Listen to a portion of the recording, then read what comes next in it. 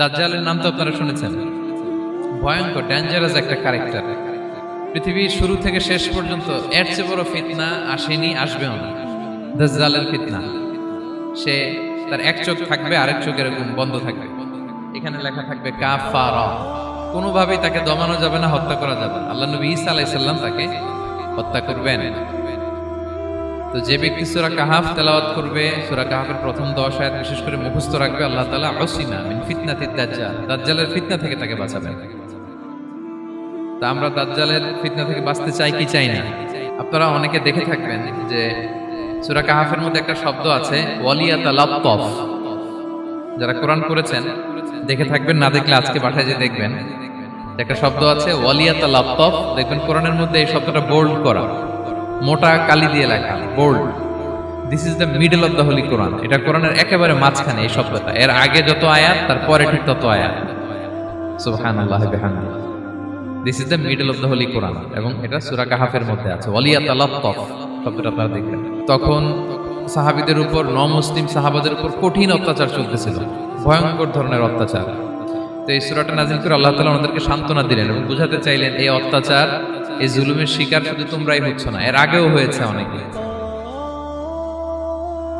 7 জন যুবক ছিল রোমান সাম্রাজ্যে, তারা তাদের ঈমান বাঁচানোর জন্য এরকম কষ্টের শিকার হয়েছিল, এবং তারা যে স্বপ্ন দেখেছিল সেই স্বপ্ন আল্লাহ তাআলা বাস্তবায়ন করেছেন। তো এই ঘটনাগুলো শুনিয়ে বেসিক্যালি মক্কার যে নও-মুসলিম সাহাবারা তাদেরকে আল্লাহ তাআলা সান্ত্বনা দিচ্ছিলেন যে ফ্রাস্ট্রেটেড হওয়ার কিছু নেই। ওয়ালা তাহিনু ওয়ালা তাহজানু ওয়া আনতুমুল আ'লাউনা ইন কুনতুম মুমিনিন। হতাশ হবে না, চিন্তিত হবে না, বিজয় তোমাদেরই হবে যদি তোমরা মুমিন হও, যদি তোমরা বিশ্বাসী হও, তোমাদের ঈমানের দাবিতে যদি তোমরা সত্যবাদী হও। মক্কার কুরাইশরা কোনোভাবেই যখন রাসূল সাল্লাল্লাহু আলাইহি ওয়াসাল্লামকে দমাতে পারছিল না, তখন তারা প্ল্যান করলো যে আমরা মদিনাতে যে মদিনার ইহুদিদের কাছ থেকে কিছু জেনে আসি। কারণ মক্কাবাসীদের নবী, রাসূল, ওহী, আখিরাত এগুলোর ব্যাপারে কোনো ধারণা ছিল না।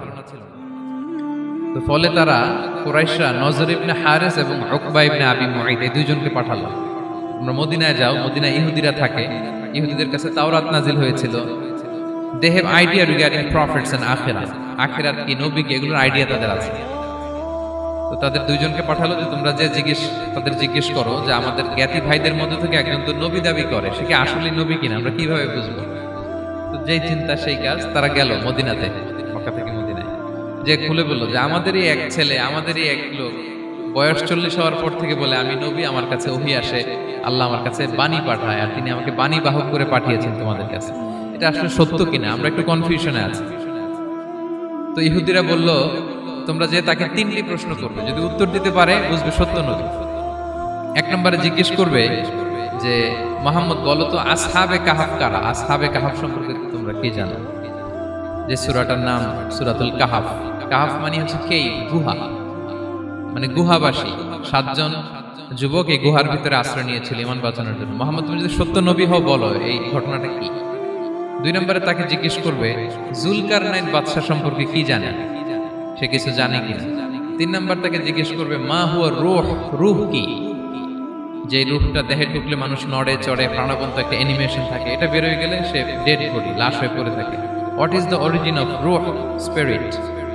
এই 3টা প্রশ্নের উত্তর যদি জানে তাহলে আসলেই সে সত্য নয়। তারা এসে জিজ্ঞেস করলো মুহাম্মদ বলো আসহাবে কাহাফ কারা, বলো জুলকারনাইন কে, বলো রূহ কি। এই 3টা প্রশ্নের উত্তর যদি করতে পারো তাহলে বুঝবে তুমি সত্য নবী। রাসূল সাল্লাল্লাহু আলাইহি ওয়াসাল্লাম বললেন ঠিক আছে যাও, আগামীকাল উত্তর বলে দেব। তিনি ইনশাআল্লাহ বলতে ভুলে গেলেন। রাসূল সাল্লাল্লাহু আলাইহি ওয়াসাল্লামের ধারণা ছিল প্রতিদিনই তো জিবরাইল কোরআনের আয়াত নিয়ে আসে, তো তারই ধারাবাহিকতায় আগামীকাল আসবে, আমি জিজ্ঞেস করে নিব এই 3টা প্রশ্নের উত্তর। তারপরের দিন সবাই এসে হাজির, কিন্তু জিবরাইল আলাইহিস সালাম আসেনি।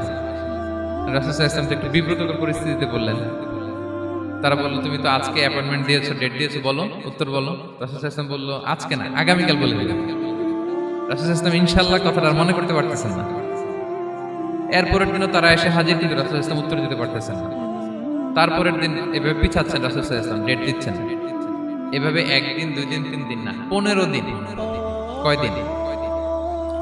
এদিকে তো এই প্রশ্নের উত্তর জানার জন্য এখন 1 জন 2 জন আসে না, দলে বলে কাফিররা আসে, কারণ রাসূল সাল্লাল্লাহু আলাইহি ওয়াসাল্লামকে এখানে অপমান করা যাচ্ছে, ছোট করা যাচ্ছে, হেয় করা যাচ্ছে। তারা এসে হাসাহাসি করে। আবু বকর ওমর রাদিয়াল্লাহু আনহুকে বলে, দেখো তোমরা না বলছো সত্য নবী, উনি সত্য নবী হলে তো প্রথম দিন উত্তর দিয়ে দিতে পারতো, পারে না কেন? এটা থেকে বোঝা যাচ্ছে তিনি আসলে মিথ্যাবাদী। 15 দিন রাসূল সাল্লাল্লাহু আলাইহি ওয়াসাল্লামের জন্য এত বিব্রতকর পরিস্থিতি আর ছিল না। 15 দিন পর আল্লাহ তাআলা আয়াত নাযিল করলেন, ওয়ালা তাকুলান্না বিশাইইন ইন্নী ফাইলুন যালিকা গাদা ইল্লা আইয়াশা আল্লাহ।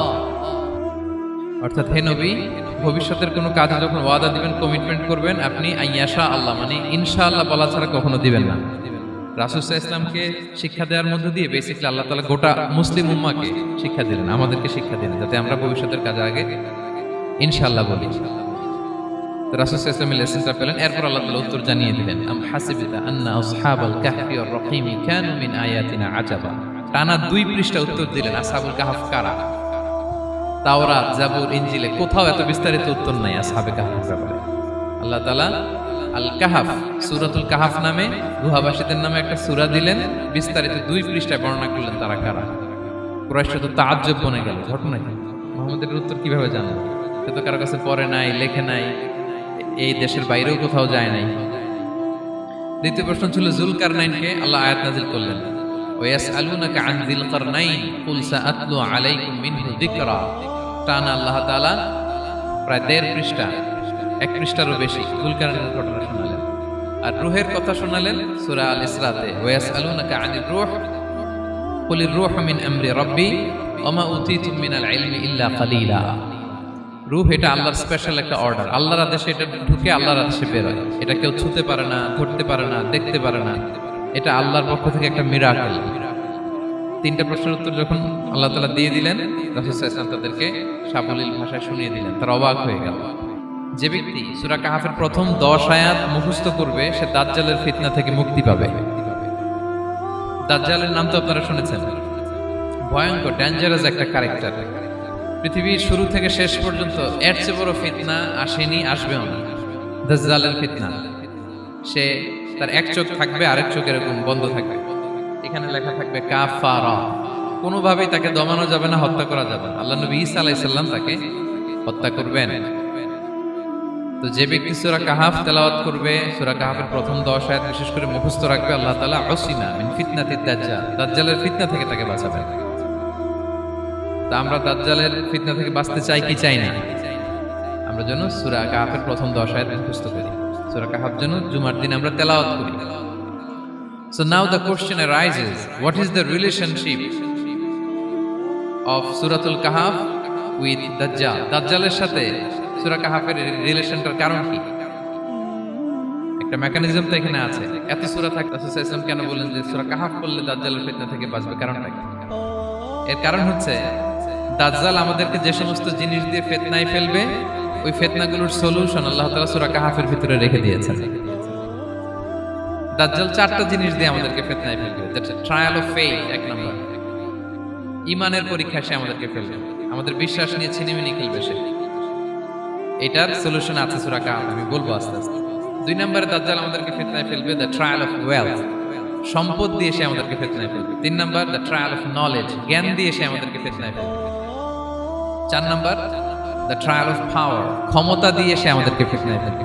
দাজ্জাল 4টা জিনিস দিয়ে আমাদেরকে পরীক্ষায় ফেলবে। কয়টা? 1 হচ্ছে ঈমানি পরীক্ষা, 2 হচ্ছে সম্পদ দিয়ে পরীক্ষা, 3 হচ্ছে জ্ঞান দিয়ে পরীক্ষা, 4 হচ্ছে ক্ষমতা দিয়ে পরীক্ষা। সে ঈমানের পরীক্ষায় আমাদেরকে ফেলবে। সে এসে বলবে আমি তোমার রব, এবং এটা প্রমাণ করার জন্য যা যা দরকার আল্লাহ তাআলা তাকে সব দিবেন। সে সব করতে পারবে। সে বলবে আমি তোমার রব। যদি বিশ্বাস না হয়, তোমার বাবাকে যদি জীবিত করে বিশ্বাস করবে, অনেকে বলবে হ্যাঁ আমার আব্বাকে জীবিত করে দেখান, তো তার বাবাকে ঠিকই সে জীবিত করে ফেলবে। আসলে শয়তান তার বাবার সুরাত নিয়ে সামনে দাঁড়ায়, আরে তাই তো, এটাই তো আমার বাবা, এটাই তো আমার দাদা। মানুষ ফিতনায় পড়ে যাবে, ঈমানের ফিতনায়। সে ভাববে আসলে এটাই বোধহয় আমার রব, এবং তাকে এত ক্ষমতা দেয়া হবে, তার ডান দিকে থাকবে জান্নাত, বাঁ দিকে জাহান্নাম। তার কাছে আল্লাহ এটা দিবে। যে তার কথা শুনবে তাকে সে জান্নাতে ঢুকাবে, কিন্তু জান্নাতে ঢুকে সে জাহান্নামের শাস্তি ভোগ করবে। এটা তার বাইরের মানুষ বুঝবে না, অ্যাপারেন্টলি এটা জান্নাত। আর যে তাকে মানবে না, তাকে সে জাহান্নামে ফেলবে, কিন্তু জাহান্নামে ঢুকলেও সে জান্নাতের নাজ নেয়ামত ভোগ করবে। তাহলে এই যে ইমানের ফিতনায় সে ফেলে দিবে আমাদেরকে। তো ইমান কি করে বাঁচাবো, এটা সলিউশন আমি শোনাবো আপনাদের। 2 নম্বরে সে আমাদেরকে সম্পদ দিয়ে ফিতনায় ফেলবে। যার যা লাগবে সে তাই দিতে পারবে, যা লাগবে। সে যদি আকাশকে বলে আকাশ বৃষ্টি দাও, যাকে তারা মানবে ওই এলাকায় বৃষ্টি হবে, সুজলা সুফলা শস্য শ্যামলা হবে, সে সমস্ত এলাকা ফল মূলে ভর্তি হবে, বরকত আর বরকত। আর যে এলাকার লোকেরা, জনপদের লোকেরা তাকে মানবে না, সে বলবে ওখানে বৃষ্টি হবে না, হবেও না। ওখানে খরা, দুর্ভিক্ষ, মাটি ফেটে চলছে, মানুষ না খেয়ে মরবে, মহামারী, দুর্ভিক্ষ দেখা দেবে। তখন বিশ্ববাসী মনে করবে এটাই বোধহয় আমাদের রব। তার মানে সম্পদ দিয়ে ফিতনায় ফেলে দেবে। 3 নম্বর হচ্ছে নলেজ। তার জ্ঞানের কাছে গোটা বিশ্ব হার মানবে। পূর্বের পরের যত জ্ঞান আছে সব আল্লাহ তাকে দিবে। ইলমুল আউয়ালিন ওয়াল আখিরিন, এমন কোন প্রশ্ন নেই যেটা দিয়ে তাকে আটকানো যায়। যাই জিজ্ঞেস করবেন সব জানতা, সব বলে দেয়। ভবিষ্যৎবাণী বলে দিবে, বলবে আগামীকাল ওইখানে অমুক দেশে বোমা বিস্ফোরণ হবে, হবে ওইখানে, ওখানে দুর্ভিক্ষ হবে, হবে, ভূমিকম্প হবে, হবে। সে যা বলবে তাই হবে। তার জ্ঞানের এই বহর দেখে মানুষ ফিতনায় পড়ে যাবে। 4 নম্বর হচ্ছে দ্য ট্রায়াল অফ পাওয়ার, ক্ষমতা। তার ক্ষমতার সামনে সব কিছু একেবারে ছিন্ন বিচ্ছিন্ন হয়ে যাবে, এত ক্ষমতা হবে তার। সে যেমনটি বলবে তেমনটি করতে হবে। বাতাসের চেয়ে দ্রুত বেগে সে এক দেশ থেকে আরেক দেশে চলে যাবে। তো তার এই সমস্ত অলৌকিক ক্ষমতা দেখে মানুষ ফিতনায় পড়ে যাবে। এবং এই ফিতনা, এই পরীক্ষার মুহূর্তগুলোতে মানুষ কিভাবে নিজেকে ধরে রাখবে তার সলিউশন আল্লাহ তাআলা সূরা কাহফে দিয়েছেন। এই 4টা ফিতনা থেকে বাঁচার জন্য আল্লাহ সূরা কাহফে 4টা ঘটনা উল্লেখ করেছেন। কয়টা? 1 নাম্বার হচ্ছে আসহাবে কাহফ, যুবকদের ঘটনা, 7 জন যুবকদের ঘটনা। ঈমান কি করে বাঁচাবেন, সলিউশন ওখানে। সম্পদের ফিতনা থেকে কিভাবে নিজেকে বাঁচাবেন, এজন্য একজন বাগানওয়ালার ঘটনা আল্লাহ সেখানে বলেছেন। জ্ঞানের ফিতনা থেকে কি করে বাঁচবেন, এজন্য আল্লাহ তাআলা মূসা আলাইহিস সালাম এবং খিজির আলাইহিস সালামের ঘটনা সেখানে উল্লেখ করেছেন। আর ক্ষমতার ফিতনা থেকে কি করে বাঁচবেন এটা বোঝানোর জন্য আল্লাহ তাআলা যুলকারনাইনের ঘটনা উল্লেখ করেছেন। 4টা ফিতনা থেকে বাঁচার জন্য কয়টা ঘটনা? 4টা ঘটনা। আমরা তাহলে একটা একটা করে ঘটনা শুনি, আমরা একটু উদ্ধার করার চেষ্টা করি যে কি কি সলিউশন আল্লাহ তাআলা আমাদের বাতলে দিলেন। 1 নম্বর হচ্ছে আসহাবে কাহফের ঘটনা। এটা 250 খ্রিস্টাব্দের সময়কালে রোমান সাম্রাজ্যের একজন বাদশা ছিল, নাম দাকিয়ানুস। প্রতাপশালী বাদশা, পৌত্তলিক, মূর্তির পূজা করে। ঈসা আলাইহিস সালাম বিদায় নিয়েছেন, 250 বছর হলো। তো সব নবীর ধর্মই কিন্তু ইসলাম, যদিও আমরা নাসারা বলি, ইহুদি বলি, সব নবীদের ধর্মই কি ইসলাম। তো তিনি ছিলেন পৌত্তলিক, মূর্তির পূজা করত। আর তার এলাকায় কেউ যদি ঈসা আলাইহিস সালামের নাম নিত, আখিরাতে বিশ্বাস করত, আল্লাহ বিশ্বাস করত, তাদেরকে তারা পাথর মেরে হত্যা করত। এজন্য ভয়ে কেউ ঈসাই ধর্মে ঈমান আনতো না, মানে ইসলামে ঈমান আনতো না। এই রাজার ভয়ে সবাই মূর্তির পূজা করত। কিন্তু 7 জন যুবক ছিল, তারা স্রোতে গা ভাসিয়ে দেয়নি। স্রোতের বিপরীতে তারা ঈমান নিয়ে দাঁড়িয়েছে। তারা ঈসা আলাইহিস সালামের রেখে যাওয়া সত্য ধর্মের উপর ঈমান এনেছিল, আখিরাতে তারা বিশ্বাস করত। তো এই 7 জন যুবকের কথা ছড়াতে ছড়াতে রাজা দাকিয়ানুসের কাছে চলে যায়। উনি তো রেগে মেগে আগে ডেকে পাঠালো 7 জন। তাদেরকে জিজ্ঞেস করলো, তোমরা কাকে মানো? বলতেছে এক আল্লাহকে মানি। সাহসী, খুবই সাহসী। বলতেছে তুমি কি জানো তোমরা কার সামনে কথা বলতেছো? আমি তোমাদেরকে মৃত্যুদণ্ড দিতে পারি। তারা বলে দেন, কিন্তু আমরা সব বিসর্জন দিলেও ঈমান বিসর্জন দিতে পারবো না। উনি বললেন, তোমরা যুবক মানুষ, রক্ত গরম, আবেগে কথা বলতেছো, 3 দিন সময় দিলাম, যাও। ঈসার নাম ভুলে যাও, আখিরাত ভুলে যাও, আল্লাহর নাম ভুলে যাও। 3 দিন পরে তোমাদেরকে আবার ইন্টারভিউ নেব। ওই দিন যদি একই কথা বলো, পাথর মেরে 7 জনকে দুনিয়া থেকে উড়িয়ে দেব। তারা চলে গেল। এবার 7 বন্ধু মিলে পরামর্শ করতে লাগলো, কি করতে পারি আমরা, এই গুণেধর সমাজকে আমরা কিভাবে বাঁচাবো, এই পৌত্তলিকতার ছোবল থেকে এই ইফসিস নগরীকে বাঁচাবো কি করে। নগরীটার নাম ছিল ইফসিস নগরী। বর্তমানে এটা তুরস্কের ইজমির শহরে অবস্থিত। এখনো জায়গাটা প্রত্নতাত্ত্বিকদের ইয়েতে এটা সংরক্ষিত, এখনো টুরিস্টরা যায়। তো তারা বলল, আমরা ঈমান বিসর্জন দিব না, যদি আমরা ওদের কথা মেনে নিই আমরা তো মুশরিক হয়ে গেলাম। চলো আমরা এক কাজ করি, আমরা এলাকা ছেড়ে দিই। এই 7 যুবক আল্লাহর উপর ভরসা করে তারা বাড়ি ঘর আত্মীয় স্বজন সব ছেড়ে দিয়ে, লোকালয় ছেড়ে দূরে একটা পাহাড়ের ভেতরে আশ্রয় নিল। পাহাড়ের ভিতরে একটা গুহা ছিল, এই গুহাকেই আরবিতে বলে আল কাহাফ। কি বলে? এই সূরার নাম কি? সূরাতুল কাহাফ। তো তাদের সাথে সাথে একটা কুকুরও যাচ্ছিল। তারা বারবার তাড়িয়ে দেওয়ার চেষ্টা করতেছিল কুকুরটাকে, যাতে না যায়, কিন্তু এই কুকুর শুধু কান্না করে তার সাথে যাওয়ার জন্য ঘেউ ঘেউ করতেছিল। এই কুকুরটাকেও সাথে নিল। ভালো মানুষদের সাথে থাকলে কি হয় দেখেন, এই কুকুরের কথা, যেহেতু 7 জন ইমানদারের সাথে একটা কুকুর ছিল, এই কুকুরের কথা আল্লাহ সূরাতুল কাহাফে উল্লেখ করে দিয়েছেন। কালবুহুম বাসিতুন যিরাআইহি বিল ওয়াসি। তো তারা ভিতরে গেল, যে প্রচন্ড ক্লান্ত, তারা ঘুমিয়ে পড়ল। কি করলো? এই এক ঘুমে আল্লাহ 309 বছর কাটায় দিলেন। কয়শো 9 বছর? 9 বছর ঘুম, সব ঘুম, প্রচন্ড ঘুম, ঘুম যেন আর কাটে না। 309 বছর পরে এরা জাগলো। এখন খুব ক্ষুধা, ঘুমে আর মোর ভাঙতেছে, আর একজন জিজ্ঞেস করতেছে কি লম্বা সময় ঘুম দিলাম বোধহয় আমরা। একজন বলতেছে হ্যাঁ, মনে সারাদিনই ঘুমাইছি আমরা।